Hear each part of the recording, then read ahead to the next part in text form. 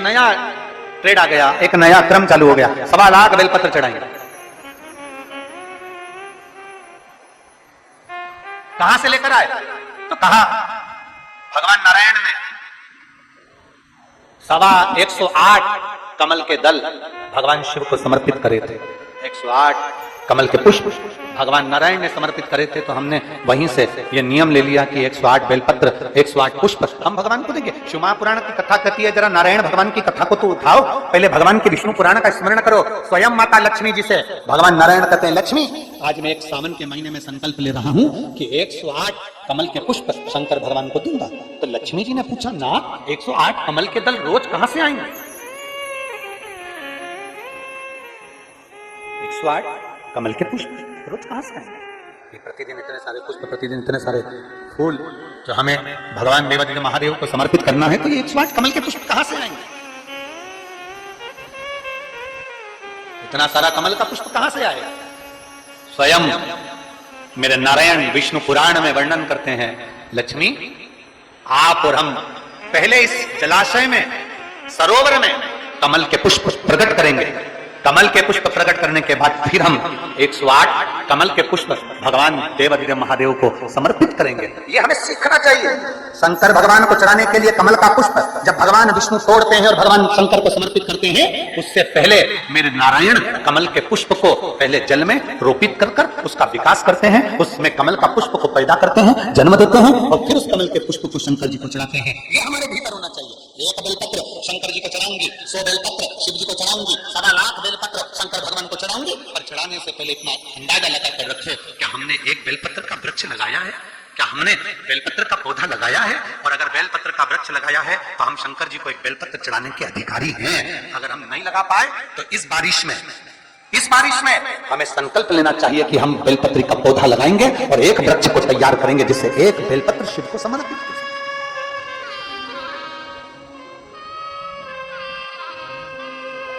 मेरे बाबा तेरी नौकरी सबसे बढ़िया है सबसे बड़ी। मेरे बाबा तेरी नौकरी सबसे बढ़िया है सबसे बड़ी। तेरे दरवाजे की चाबी सबसे बढ़िया है सबसे बड़ी। जब से तेरा गुलाम हो गया तब से मेरा विनाम हो गया। तेरा गुलाम हो गया तब से मेरा विनाम हो गया। क्या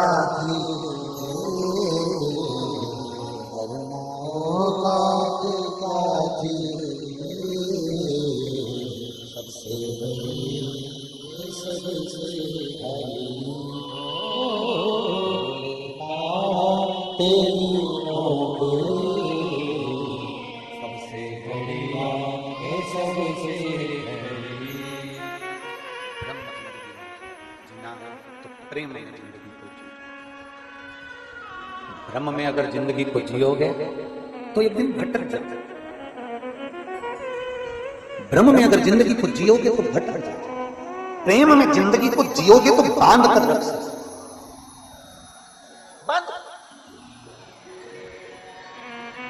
प्रेम जोड़ता है, ब्रह्म तोड़ता है। ब्रह्म तोड़ता है। अभी एक कथा में हमने कहा था कि मोबाइल आया, बहुत अच्छी बात है, मोबाइल आया, MP3 खत्म हो गया। अभी एक कथा में कहा मोबाइल आया, रेडियो खत्म हो गया। बोलो सही है कि गलत है? पहले रेडियो लोग सुनते थे, मोबाइल में सुनने लगे, खत्म हो गया। मोबाइल आया, MP3 खत्म हो गया। मोबाइल आया, रेडियो खत्म हो गया। मोबाइल आया, टार्च खत्म हो गई। पहले लोग टार्च रखते थे, अब टार्च खत्म, मोबाइल चला।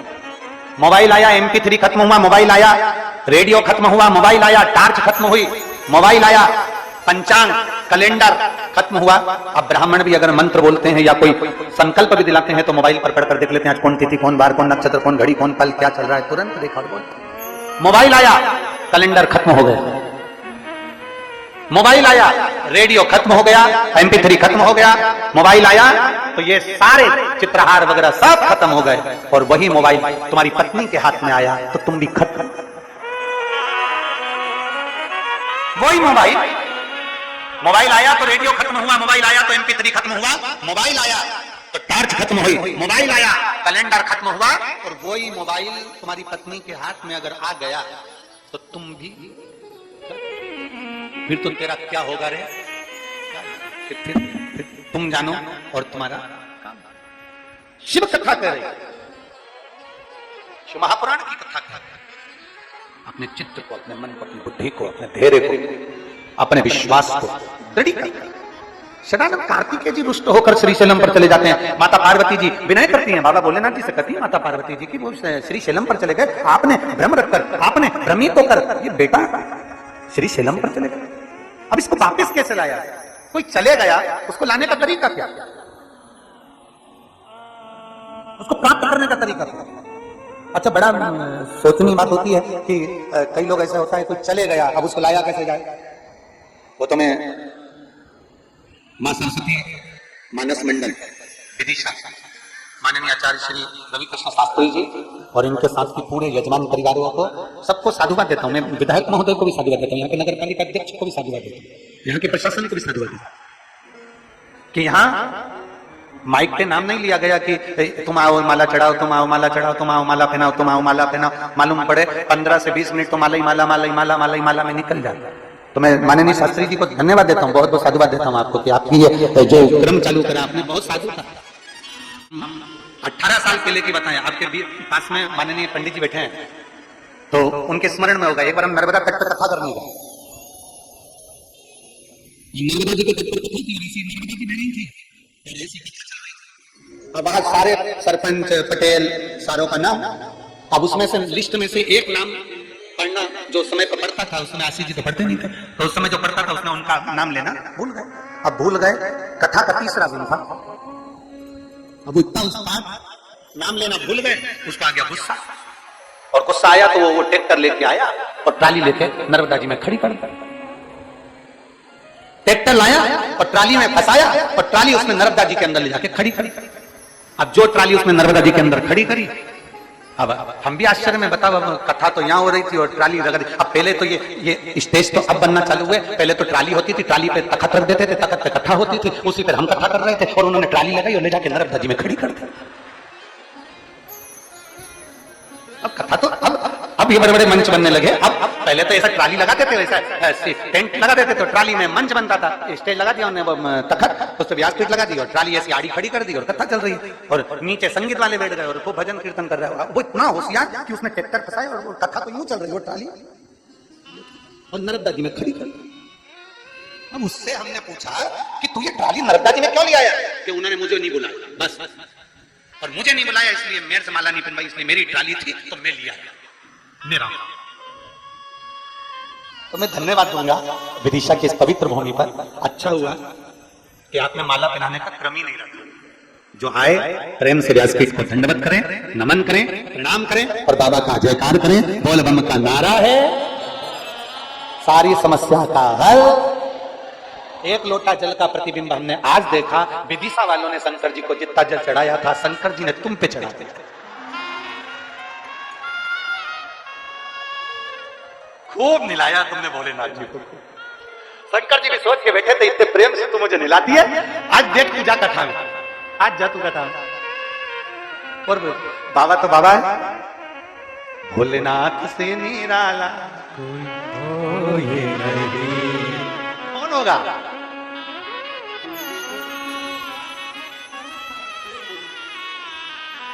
शिव शिव है, प्रेम जोड़ता, भ्रम तोड़ता, और निवेदन है भ्रम की जिंदगी नहीं जीना, हमको प्रेम की जिंदगी जीना। हम जितना भ्रम में पड़ते जाएंगे, हम जितना भ्रमित होते चले जाएंगे, उतना हम दूर हटते चले जाएंगे। अगर हम भ्रम में पड़ रहे हैं तो दूर हटते जाते हैं। शिव महापुराण की कथा कहती, आपको मंत्र नहीं आता, आपको तंत्र नहीं आता, आपको साधना नहीं आती, आपको पूजन नहीं आती, आप कोई पद्धति नहीं जानते, आप कुछ भी नहीं जानते, कुछ भी, आप तो कड़प डाकू जैसे हो कि जैसे कड़प डाकू था, उसको कुछ नहीं आता था, बस इतना आता था, कथा सुनी थी, मन में था शंकर जी को जल चढ़ाना है, उसके पास लोटा भी नहीं, पात्र भी नहीं, मुंह में जल भरता था, शिव पर चढ़ा कर आ जाता था, साधारण था, उसको कोई ज्ञान नहीं था, पत्तियां तोड़ता, शिव को चढ़ा देता, क्या भोग लगाऊं, जो खाता था वो शिव को दे, जो खाता था। और ये भक्ति, ये विश्वास, ये दृढ़ता, इन पत्रों को कभी मौका लगे ना, इन पत्रों में मोबाइल नंबर रहता है, आप कभी उनको फोन लगाकर पूछो। ना कोई बेल है, ना कोई भभूति है, ना कोई नारियल है, ना कोई मंत्र है, ना कोई तंत्र है, केवल एक चीज है, सारी समस्या का हल एक लोटा जल, केवल एक। आप शिव के द्वार जाओ, आपको कहीं जाने की जरूरत नहीं है, आपको तो सीहोर भी आने की जरूरत नहीं, आप अपने पास में, अपने नजदीक में, अपने पड़ोस में, अपनी गली में, अपने मोहल्ले में, अपनी सोसाइटी में, अपनी कॉलोनी में जो शंकर का मंदिर है, शिवालय है, वहां एक लोटा जल लेकर जाइए, दिल से बाबा से प्रार्थना करिए और बाबा को विनय कर कर वो जल प्रेम से समर्पित करिए। मेरा ओ घरदानी तुम्हारी झोली खुशियों से भर देगा, इतना भरेगा कि बाबा कृपा कर देगा, वो कृपा कर। और खाली न जाता कोई दर से तुम्हारे, खाली न जाता कोई दर से तुम्हारे, मैं भी खड़ी हो रहे पाए पसारे, अपने से लगा लो, गिरा जा रहा हो, उठा लो, भोले अपने से अब कौन डालो, गिरी जा रहे हो, उठा लो। प्रेम जोड़ता, भ्रम तोड़ता। भ्रम किसी भी चीज का होगा वो तोड़ेगा। किसी ने भ्रम पैदा कर दिया, शंकर पर चढ़ा हुआ जल मत पियो, कोई कह दे शिव पर चढ़ी बेलपत्र मत खाओ, कोई कह दे शंकर का मंत्र श्री श्री नमस्तुभ्यम मत बोलो, हम उनसे कहते हैं निवेदन स्वीकार करें। कोई जीव शिव की ओर जाए, मदिरा की दुकान की ओर नहीं, शिव पर चढ़ा जल पी रहा है, मदिरा नहीं, शिव पे चढ़ी बेलपत्र खा रहा है, मांस और गलत चीजें नहीं। ये हमारे भीतर एक विश्वास जागृत होना चाहिए कि दुनिया के लोग जो गलत जगह जा रहे थे आज सही जगह पर जा रहे हैं और सही चीज खा और पी रहे हैं। यह हमें गौरव है।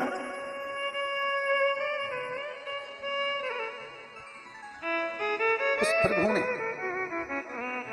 मेरे देवादिदेव महादेव ने, मेरे शंकर ने, मेरे करुणा सागर ने, मेरे शिव ने, मेरे त्रिकालदर्शी ने, मेरे शंभू ने दुनिया के लोगों को जीने की एक राह दी है। चलो चलते हैं षडानंद कार्तिकेय को मनाने, चले षडानंद कार्तिकेय के पास। देवादिदेव महादेव, माता पार्वती षडानंद कार्तिकेय जी के पास गए। अब जरा विचार करना, शिव कार्तिकेय जी के पिता है, माता पार्वती जी कार्तिकेय जी की मां है, माता और पिता होकर षडानंद कार्तिकेय के पास जा रहे हैं उसको मनाने के लिए, क्षमा याचना। कार्तिकेय तुम रुष्ट हो गए, कार्तिकेय तुम रुष्ट,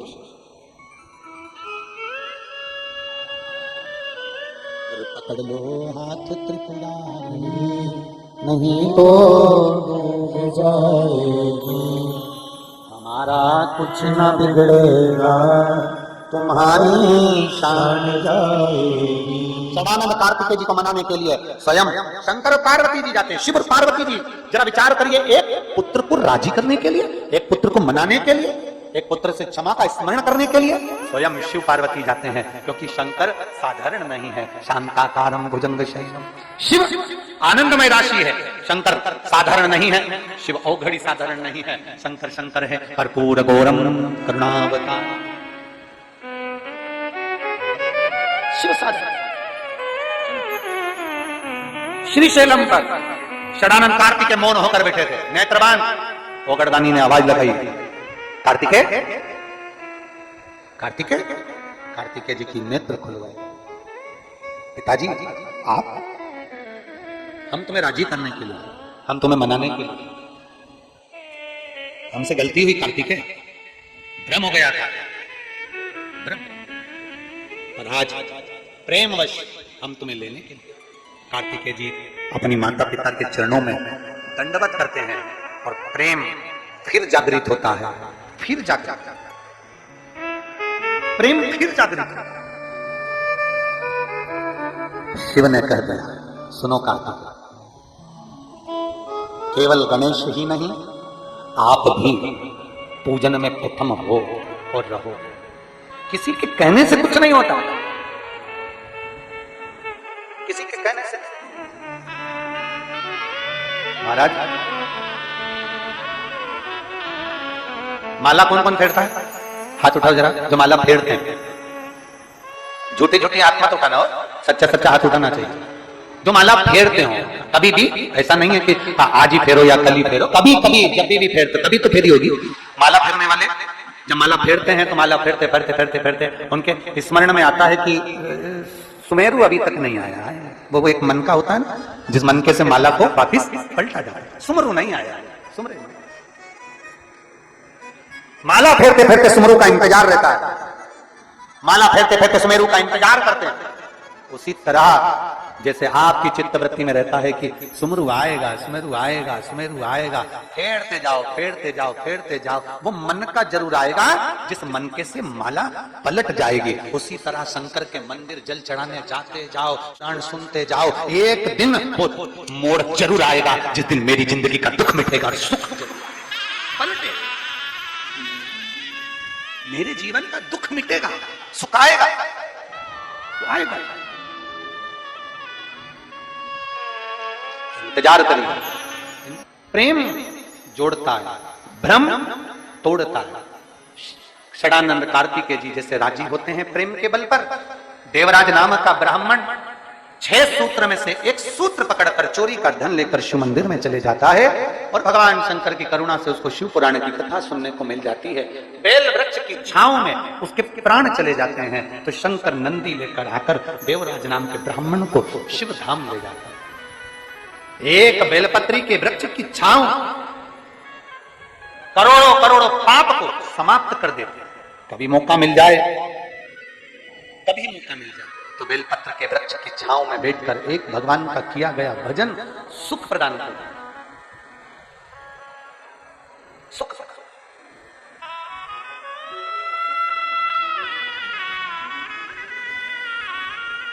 समय आया, बिंदु नामक का एक ब्राह्मण था,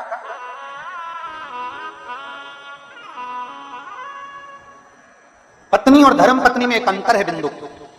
बिंदु की जो पत्नी थी वो पत्नी थी, धर्म पत्नी नहीं।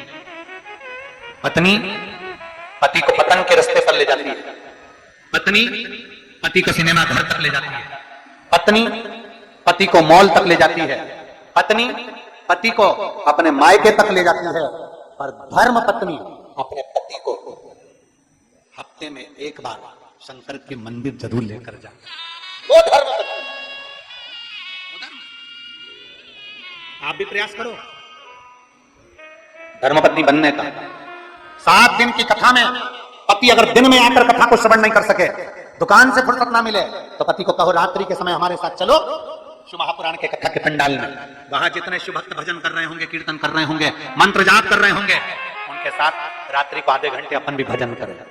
विदिशा नगर के आसपास की गंजबासोदा क्षेत्र जितना है, विदिशा के आसपास का क्षेत्र जितना है, वहां की जितनी महिला मंडल, जितनी माताएं हैं, रात्रि को आए पंडाल में। पूरे पंडाल में भक्त लोग रात भर भजन करते हैं। रात्रि को आप भी आकर उनके साथ भजन और कीर्तन का आनंद लेकर अपने जीवन को सार्थक बनाएं। ये विदिशा में शिव पुराण नहीं, कुंभ का मेला है।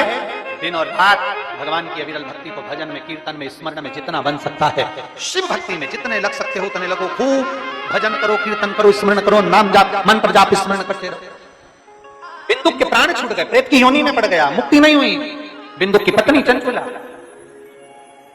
काशी में अपने प्राणों को काशी, और जब काशी में प्राण छूटे, भगवान देवादिदेव महादेव की धर्मपत्नी माता पार्वती जी की सखी बनी, सखी, और ऐसी सखी बनी कि उन्होंने प्रथम शिव महापुराण की कथा तुम रुका जी के मुख से सुन।